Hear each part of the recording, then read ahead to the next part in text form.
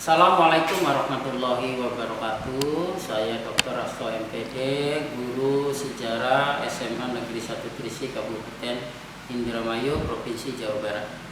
Pada kali ini saya akan mengulas permasalahan pembelajaran terkait tentang teori masuknya agama Hindu-Buddha ke Indonesia.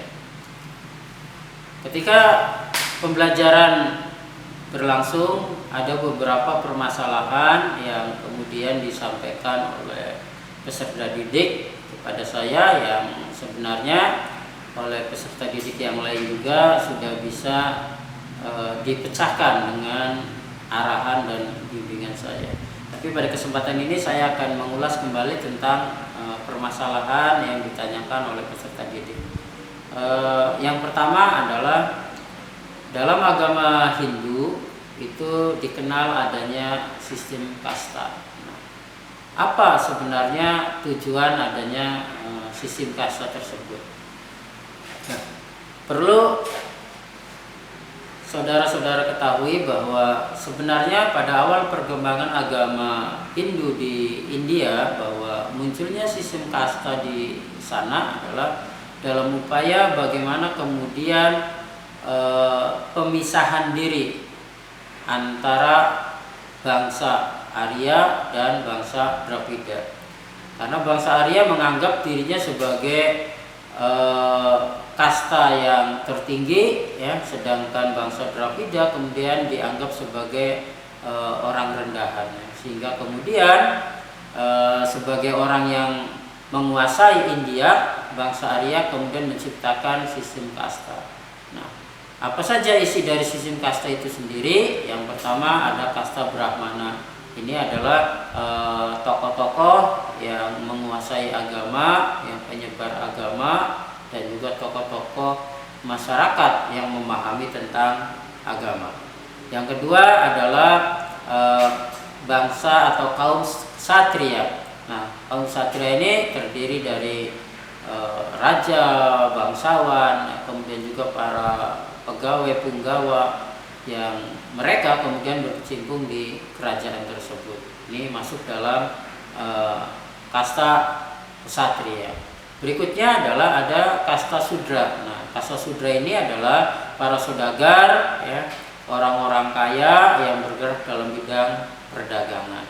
Dan yang terakhir adalah kasta Sudra, ya. Kasta Sudra ini dianggap sebagai para pekerja kasar, buruh, ya, dan orang-orang yang memang pekerjaannya rendah, ya, sehingga kemudian mereka dianggap sebagai orang rendahan. Nah, dari tiga golongan ini, ya, yang dianggap sebagai kaum bangsa Arya adalah Brahmana, ya, kemudian Ksatria dan juga Waisya. Nah, ketika bicara kasta Sudra, ini dianggap adalah mayoritas, ya, yang masuk kasta ini adalah ras atau bangsa Dravida sebagai penduduk asli India. Nah, tetapi selain 4 kasta tadi, kita juga mengenal namanya kasta Parya.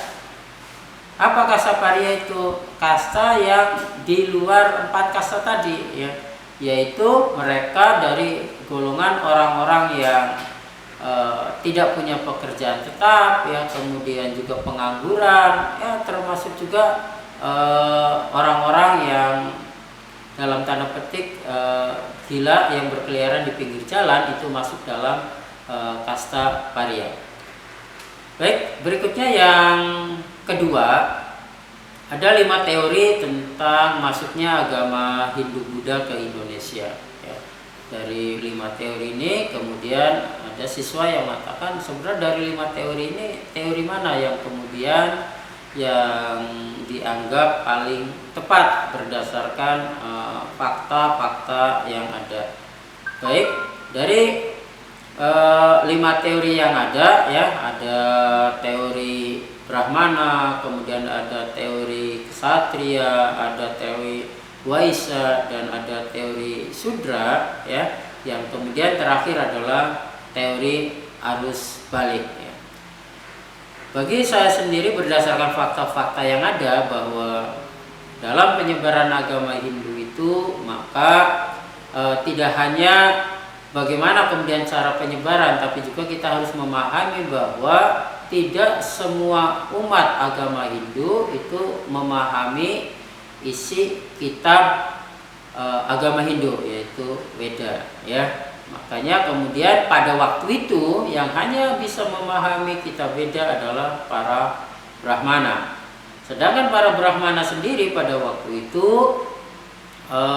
ada sebagian menganggap bahwa kalau seorang Brahmana meninggalkan India maka kemudian akan hilang status kebrahmanannya, dan juga menganggap bahwa laut itu berbahaya, yang kenal istilah sidak, ya.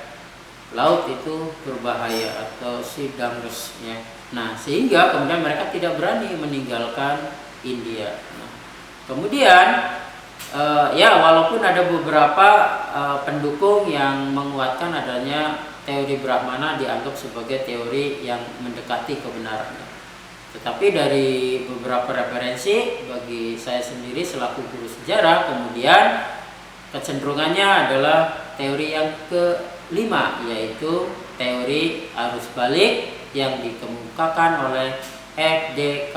Bose, ya, yang mengatakan bahwa masuknya agama Hindu Buddha ke Indonesia itu tidak hanya didominasi oleh kaum agama Hindu Buddha dari India saja, tetapi juga ada peran aktif orang Indonesia, yaitu para ilmuwan cendekiawan agama Hindu Buddha dari Indonesia yang datang ke India untuk memperdalami agama Hindu Buddha yang kemudian menyebarkan kembali ke Indonesia. Bahkan salah satu kerajaan Hindu Buddha di Indonesia, ya, Sriwijaya, itu pada waktu itu abad ke-7 bahkan menjadi pusat penyebaran agama Buddha di Nusantara.